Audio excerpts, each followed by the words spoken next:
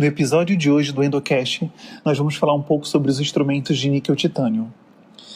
Mas antes de nós introduzirmos, vamos recapitular os instrumentos de aço, que a maioria de vocês já estão familiarizados. Os instrumentos de aço, as famosas limas Kerr, Redstone, Flexofile e etc., elas são fabricadas seguindo um padrão ISO. Ou seja, a numeração delas indica o diâmetro da ponta, aquilo que nós chamamos de tip. E a cada 1 milímetro de distância da ponta, esse instrumento aumenta 0,02 de conicidade, aquilo que nós chamamos de taper. Outra característica desses instrumentos é que, como eles são fabricados em aço, eles são mais rígidos e têm excelente poder de corte. Normalmente, as limas de aço elas são indicadas para o tratamento de canais mais retos. No entanto, quando nós nos deparamos com canais com uma certa curvatura, a utilização desses instrumentos pode levar à perfuração da raiz, à formação de um degrau ou, em alguns casos, à subinstrumentação. Por quê? Porque até a lima 25 há uma certa flexibilidade do instrumento.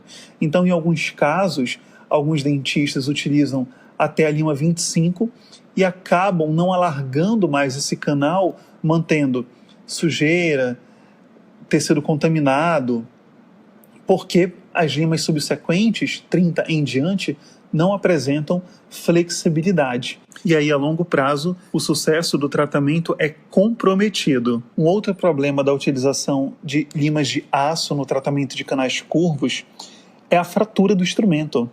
Existem 2 tipos de fratura: as fraturas por torção e as fraturas por flexão. A fratura por torção é quando a ponta do instrumento engata e o resto do instrumento continua girando. E a fratura por flexão acontece exatamente nas zonas de curvatura. A lima ela vai sofrer uma força de contração e tração em sua superfície, levando o instrumento na repetição do ciclo, ou seja, nos giros dentro do canal, a separar. Por esse motivo, para os canais curvos, as limas de níquel-titânio são muito melhores e mais seguras. Falando sobre os instrumentos de níquel-titânio, eles se tornaram populares na endodontia por conta das suas características, como resistência à corrosão, que é uma característica muito desejável, porque durante o tratamento nós utilizamos muitas soluções químicas auxiliares, que no passado levavam os instrumentos fabricados em aço carbono à corrosão. Mas no níquel-titânio nós não temos esse problema. A superelasticidade, que é a capacidade do instrumento seguir o trajeto do canal curvo, resistindo à fratura. Observação, esse instrumento ele não é indestrutível. E a memória de forma, que é a capacidade do instrumento a voltar à sua forma original, mesmo após sofrer uma deformação elástica. Essas características são decorrentes das propriedades cristalográficas do instrumento. Se nós pegássemos uma lima de níquel-titânio na mão e pudéssemos ampliá-la, muitas vezes a gente observar que a superfície dela é formada por cristais. E esses cristais, dependendo da temperatura e do estresse que o instrumento sofre, eles se reorganizam. Então, em temperatura ambiente, esses cristais estão organizados de forma cúbica. Essa disposição cristalográfica nós denominamos como fase austenítica do instrumento. Nesta fase, o instrumento ele tem uma maior rigidez, mais memória de forma. Quando esse instrumento ele é resfriado ou sofre um grande estresse, esses cristais se reorganizam de forma monocíclica e aí o instrumento ele agora tem uma grande flexibilidade. Nesta disposição cristalográfica, nós dizemos que o instrumento se encontra na fase martensítica. Entre as 2 fases, há, numa pequena faixa de temperatura, uma fase intermediária, chamada fase R. Nesta, os cristais se organizam de forma romboédrica. A característica dessa fase ela é mais voltada à indústria, porque nesta fase é possível fazer limas de níquel-titânio por torção. Por que é importante fabricar instrumentos de níquel-titânio por torção? Porque quando o fio permite a torção, a superfície se torna menos defeituosa. Tradicionalmente, tanto na fase martensítica quanto na fase austenítica, os instrumentos de níquel-titânio são fabricados por usinagem. Esse processo é como se o design da superfície do instrumento fosse esculpido por uma máquina. E isso faz com que a superfície tenha muitas ranhuras, muitas rebarbas, muitos defeitos, que podem permitir a presença de micro-organismos mesmo após a lavagem e desinfecção do instrumento, levando bactérias para os tratamentos de canais subsequentes. O níquel-titânio tradicional, em temperatura ambiente ou corporal, ele se encontra na fase mais resistente, na fase mais rígida do instrumento, ou seja, na fase austenítica.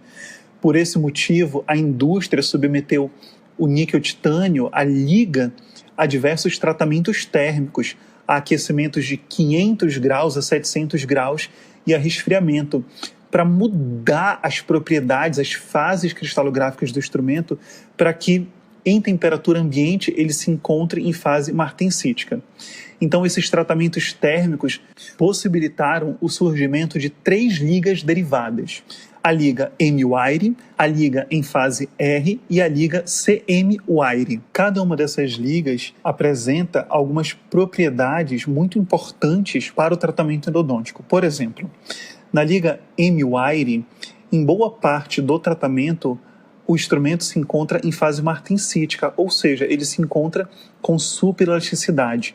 No entanto, por volta dos 35 graus, a liga começa a transicionar para a fase austenítica, ou seja, para a fase mais rígida do instrumento. Já a liga em fase R, como foi dito anteriormente, permite que o instrumento seja fabricado por torção. Na liga CM-Wire, ela vai permanecer por todo o tratamento em fase martensítica e só vai transicionar para a fase austenítica em torno dos 55 graus.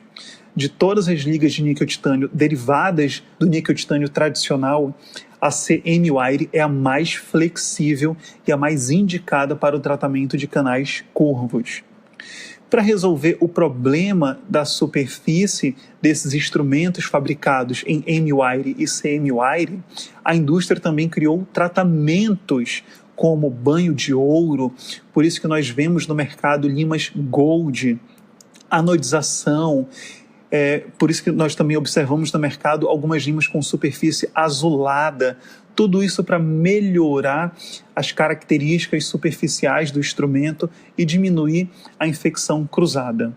Então, os instrumentos de níquel-titânio apresentam grandes vantagens no tratamento de canais curvos. Uma outra característica desses instrumentos é que, tradicionalmente, eles foram projetados para cortar para a direita. Mas, em 2008, Yared utilizou uma lima F2 da ProTaper girando no sentido anti-horário, ou seja, cortando para a esquerda. E aí ele observou que esse instrumento, quando usado dessa forma, parafusava menos no interior do canal radicular. Esse estudo dele foi baseado numa teoria proposta por Rouhani, das forças balanceadas. Então, a partir de 2008, surgiu aquilo que nós chamamos de movimento reciprocante. E aí a indústria passou a fabricar limas que cortavam para a esquerda e recuavam alguns graus para a direita, para evitar o parafusamento dentro do canal e, consequentemente, a fratura do instrumento por torção. Desde então, os instrumentos de níquel-titânio vêm evoluindo e atualmente há mais de 200 marcas disponíveis no mercado e diversas aplicações durante o tratamento endodôntico. Vale ressaltar que esses instrumentos eles foram criados para serem utilizados, em sua maioria, em dispositivos mecanizados, ou seja, nos motores endodônticos, nos contraângulos com redução, contraângulos oscilatórios e, mais atualmente, em contraângulos reciprocantes. Os motores endodônticos, eles têm a vantagem de nós podermos ajustar a velocidade que o instrumento vai girar e o torque do instrumento. Já nos contraângulos redutores, dependendo da redução, esse instrumento vai girar em torno de 350 RPM a 500 RPM. Isso baseado num contraângulo redutor 70:1, por exemplo. Já o torque nesses contraângulos não é possível ajustar, mas são dispositivos que têm uma certa segurança. Jamais as limas de níquel-titânio devem ser utilizadas nos contraângulos tradicionais, aqueles que nós usamos, por exemplo, a escovinha de Hobson. Por quê?